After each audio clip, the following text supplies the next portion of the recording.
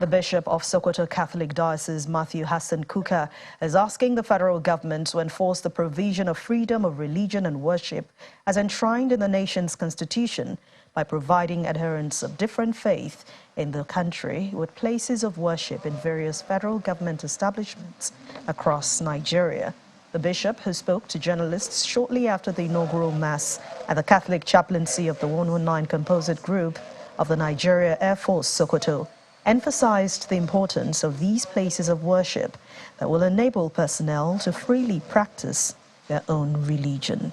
It should be federal government law that everywhere there's federal government presence, universities, polytechnics, hospitals, federal medical centers, army formations, there should be, and there has always been since the early 70s, a Catholic church, Protestant church, and a mosque.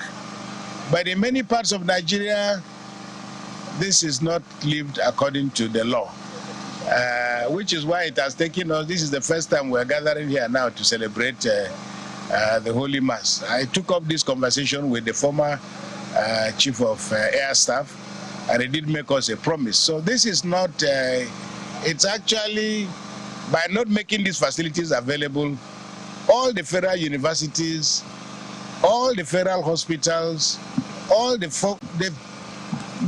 federal government formations everywhere in Nigeria are in breach of the law.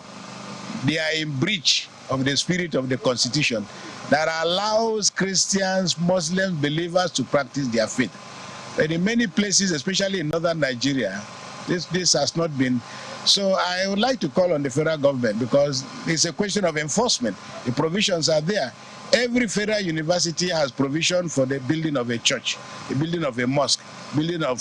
So this is nothing new. And our rights are enshrined in the Constitution. We shouldn't be begging for those rights to be enforced.